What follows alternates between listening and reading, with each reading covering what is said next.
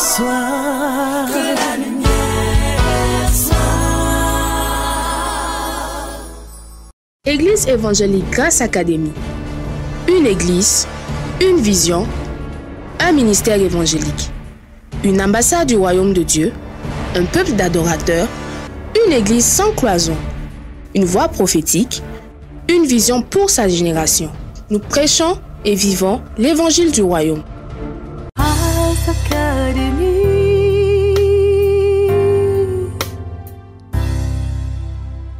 Le plus grand ennemi de l'homme, c'est pas le péché, c'est pas le diable, c'est l'ignorance.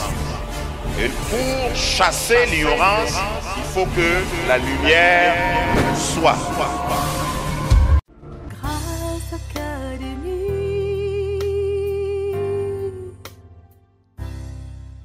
En Christ, maintenant que tu es en Christ, que je suis en Christ, Dieu t'a donné le pouvoir de révéler au diable ce qu'il ne connaissait pas. C'est-à-dire ta vie là. Ta vie devient une surprise pour le diable. Peut-être que je dois reculer pour t'expliquer. Dieu est omniscient, mais le diable n'est pas omniscient. Omniscient veut dire connaît tout à l'avance. C'est pourquoi j'aime casser ça à ton niveau pour dire Dieu ne consulte pas de dictionnaire, Dieu ne se renseigne pas, Dieu n'a pas besoin que quelqu'un lui définisse quelque chose, Dieu ne regarde pas la météo, Dieu ne lit pas l'histoire. Il n'y a pas, le mot histoire n'existe pas en Dieu. Dieu, quand nous appelons Dieu éternel, là, lui, il n'a pas de passé. Le passé est présent et le futur est présent et le présent est présent pour Dieu. C'est le diable et l'être humain qui calculent comme ça. Dieu connaît tout. Il n'a pas besoin de consulter quelqu'un pour savoir. Le diable ne connaît pas tout. Maintenant, je vais glisser une vérité. Le problème avec certains d'entre nous, c'est nous qui informons le diable. Demande-moi comment. Une mouche te pique et tu commences à parler de ton avenir. Il faut nous regarder souvent. Tu es en train d'aller à Bobo, le diable ne sait pas ce que tu vas aller faire à Bobo.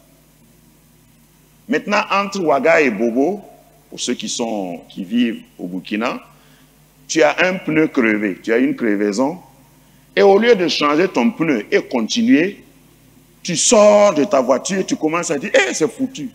Donc comme ça, là, je ne pourrais pas arriver à Bobo. Ah, mes parents même m'avaient dit que tout ce que j'entreprends, ça va échouer.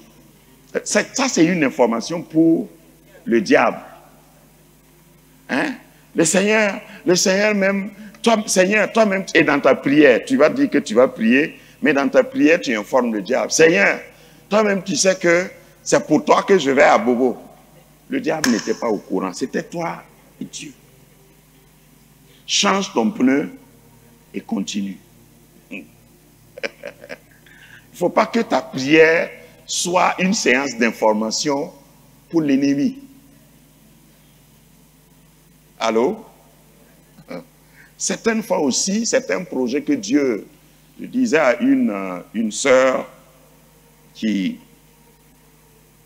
bon, comme je ne vais pas dire le nom, parce que la personne peut se reconnaître, qui a duré avant d'enfanter, et quand ça a commencé, la gestation a commencé, elle est tombée enceinte, elle est venue me dire, et je lui ai dit, tu la fermes, tu ne dis pas à quelqu'un.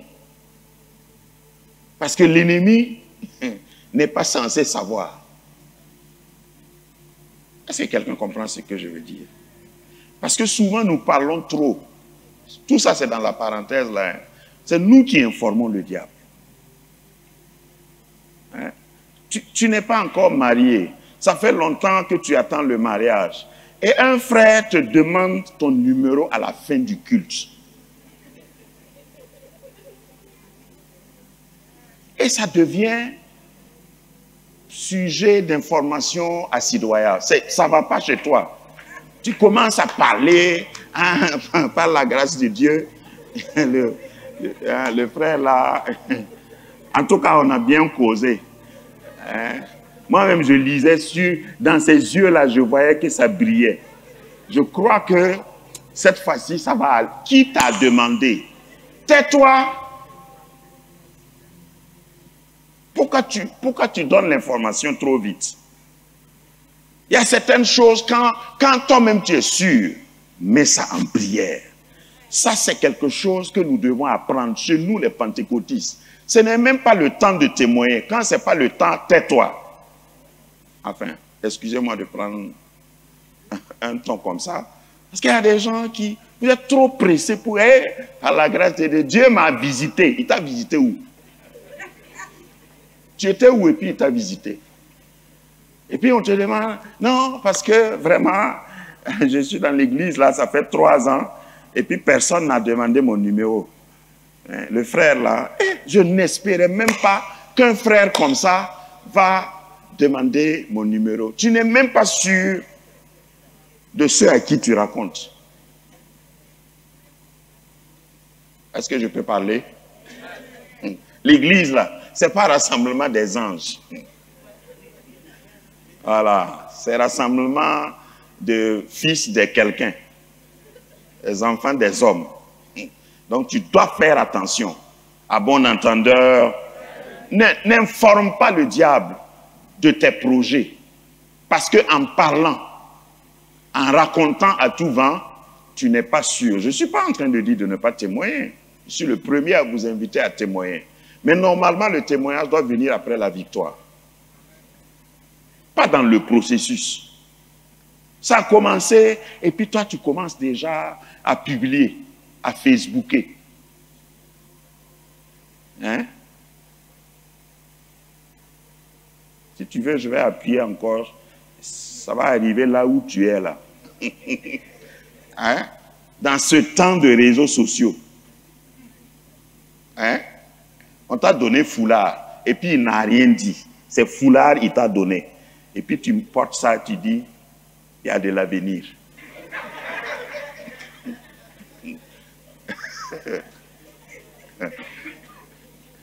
Hein? Il ne m'a rien dit encore, mais ça c'est un signe. Qu'est-ce que tu en sais? Garde ça pour toi et mets-toi davantage en prière. Voilà. Amen. Même certaines choses comme des marchés. Tu as eu un marché, bon, on ne t'a pas dit de publier. Fini d'exécuter et après tu vas publier. Et personne ne pourra plus rien faire. Tu es premier de la classe, mais ça c'est pas un concours. Tu peux être premier de la classe et puis rater l'examen. Donc enlève-moi tous ces statuts qui ne veulent rien dire. Enfin, parce que c'est là-bas que le diable s'informe et puis il dit, ah d'accord, vous n'avez pas vu pour Jésus? Quand on a fait publicité de la naissance de Jésus, qu'est-ce qui s'est passé? Il y a eu infanticide. Hérode a décidé de tuer tous les enfants. Et je crois un vendredi, j'ai enseigné sur ça. Lorsque tu es bébé, souvent il faut accepter fuir en Égypte. Va te cacher. Jésus même s'est caché. Non, par la grâce de Dieu, moi ici, enfant de Dieu, Jésus aussi était fils de Dieu. Toi tu es enfant, lui il était fils. Mais il s'est caché. Et toi tu veux, non, par la grâce de Dieu, rien ne m'arrivera. Même ceux qui sont morts là disaient que rien ne les arrivera. Mais on les a enterrés. Il faut de la sagesse. Alors, j'ai commenté beaucoup, mais c'était pour dire que le diable n'est pas omniscient. Il ne connaît pas ton avenir. S'il connaît quelque chose sur ta vie, c'est toi qui l'informe. C'est pourquoi, je crois, l'année passée, j'ai parlé de ça, ton langage. Parce que si tu continues à dire, je puis tout, par celui qui me fortifie, même quand le diable écoute là, il va dire, ah, puisque quand tu dis ça là, quand tu dis je puis tout là, Non, c'est ça. Je suis plus que vainqueur là. Le diable est confus. Parce que lui, il regarde ton présent, comme il ne connaît pas ton futur. Il regarde ton présent, tu as des difficultés manifestes. Et puis quand tu tournes, même quand tu te tires le matin, tu dis, je suis plus que vainqueur. Donc toute la nuit, il t'a donné des cauchemars. Au réveil, tu dis, je suis plus que vainqueur. Tu lui donnes des fils à détordre. Il se dit, mais comment je vais faire avec cette personne-là? C'est ça la foi, au fait. Se baser sur le fait que Dieu m'a créé pour que je puisse accomplir ce pourquoi il m'a créé, et puis tu confesses ça, et c'est tout. Si bien que dans ton langage, si tu n'es pas marié, si on te demande, est-ce que tu es marié? Tu dois répondre comment? On a fait un exercice ici, ça fait longtemps, mais on a fait un exercice sur le langage de victoire. Tu n'es pas marié. Tu es en âge de te marier. Je ne parle pas des enfants. Et puis on te demande, est-ce que tu es marié? Tu dois répondre comment? Pour ceux qui se rappellent. Ah bon? Donc, actuellement, là, tu réponds comment?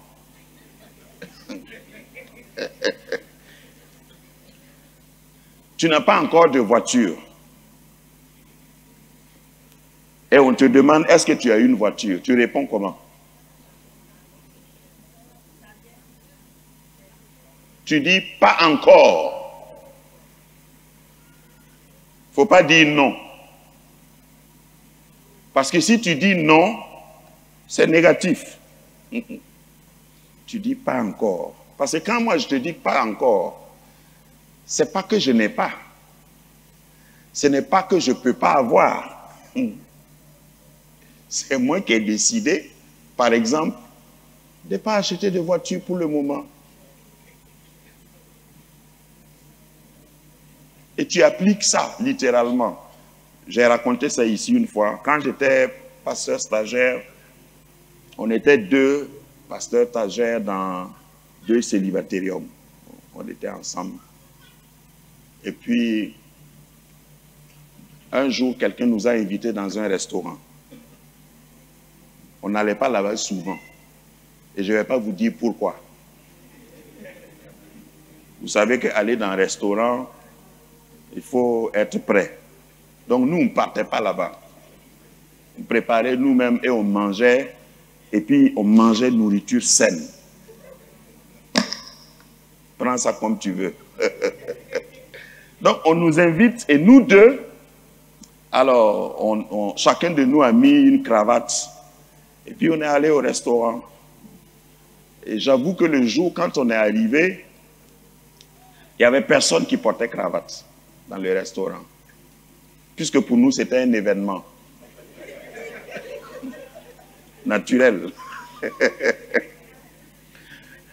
Et pendant qu'on mangeait, le vigile qui surveillait le parking entre et puis il regarde et il se dirige vers notre table. Et puis il dit, monsieur, c'est pour vous la Mercedes qui est garée dehors.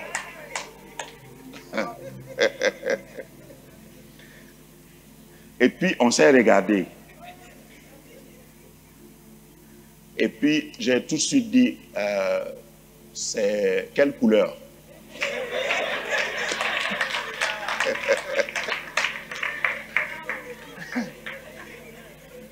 Quelle que soit la couleur qu'il allait dire, j'allais dire, c'est pas la mienne. Et il dit noir. Je dis, non, non, non, c'est pas la mienne. On s'était remorqué avec une vieille moto. Mais est-ce que j'ai besoin de dire, hé, moi, j'ai pas de voiture. Est-ce que j'ai besoin de faire ça? Non. C'est ça le langage de victoire. C'est pour vous la Mercedes, c'est quelle couleur? Tout en sachant que quelle que soit la couleur, ce n'est pas la mienne. Donc il est allé vers une autre table. Et c'est comme ça que tu dois confesser. Le fait que tu n'aies pas de voiture ne veut pas dire que tu ne peux pas avoir une voiture. Le temps n'est pas encore arrivé. Quand le temps viendra, on va s'aligner pour prendre photo à côté de ta voiture. Dieu m'a créé pour des... Quand tu parles comme ça, tu deviens une énigme aux yeux du diable. Le diable n'arrive pas à te cerner. Mais quand tu donnes des informations en avance, mon enfant là même, je ne sais pas, un enfant comme ça là, est-ce que lui là, il va réussir à l'école? Regarde sa tête là. Tu as donné la permission au démon d'exploiter une information et de tourner ça contre toi. Moi-même, je vais à ce appel d'offres là, mais je sais que ce n'est pas pour nous autres. Et tu es en train de parler comme ça. Donc, le diable a eu une matière première pour travailler contre ta destinée. Mais lorsque tu confesses que tu es plus que vainqueur par celui qui te fortifie, il ne sait pas. Quand il entend ça, lui, il ne sait pas à quel moment tu vas recevoir ta fortification. Donc, tu es effectivement plus que vainqueur lorsque tu le confesses. Donc, nous avons été créés pour de bonnes œuvres. Et ces bonnes œuvres, nous ne les inventons pas. Dieu les a préparées d'avance. Et je termine par ça. Dans ta vie, demande toujours à Dieu, chaque matin, Seigneur, mets-moi sur la voie des bonnes œuvres que tu as déjà préparées. Aujourd'hui, c'est le 26 mars. C'est quelle bonne œuvre qui correspond à cette date dans ma vie? Et tu sors. Ça n'a rien à voir avec ce que tu as en poche. Ça n'a rien à voir avec la mine de ton voisin. Ça n'a rien à voir avec les oiseaux qui planent sur ta tête. Avant que tu ne sois créé, avant que le monde ne soit créé, j'ai été choisi. Et Dieu a préparé des bonnes œuvres à l'avance pour que je vienne les pratiquer. Quelles que soient les circonstances, n'oublie plus jamais ça. Tu as été, en résumé, et je m'arrête là, tu as été appelé selon un dessein. Tu n'es pas... regarde, dans les moindres détails, tu as été destiné exprès pour quelque chose de précis. Et je l'ai déjà dit dans un des modules, c'est le fait de copier les autres, quelquefois, qui nous fait échouer. On regarde les autres et puis on dit, ah, et tu peux passer la moitié de ta vie à ressembler à quelqu'un d'autre. Te coiffer comme les autres, marcher comme les autres, vouloir faire comme les autres. Chacun de nous est unique. Chacun de nous a été créé pour un but précis. Ne crois pas ce que les gens vont dire. Ce n'est pas ton professeur qui t'a créé. Ce n'est même pas ton père et ta mère qui t'ont créé. Tu as été créé pour un but. Et il y aura toujours des gens, il y aura toujours des prédicateurs de proximité, c'est-à-dire dans ta compagnie, qui vont te faire croire que tu ne peux pas arriver. Que ce qui a été dit là n'est pas pour vous autres. Il ne faut pas croire. C'est pourquoi la Bible pose cette question dans Ésaïe. Qui a cru à ce qui nous a été annoncé? Qui a reconnu le bras de l'Éternel? Parce que c'est ceux en qui tu crois là, c'est eux qui vont diriger ta vie. Que ta lumière soit, que la lumière soit. Église évangélique Grâce Académie. Une église, une vision, un ministère évangélique. Une ambassade du royaume de Dieu, un peuple d'adorateurs, une église sans cloison, une voix prophétique, une vision pour sa génération. Nous prêchons et vivons l'évangile du royaume. Grâce Académie.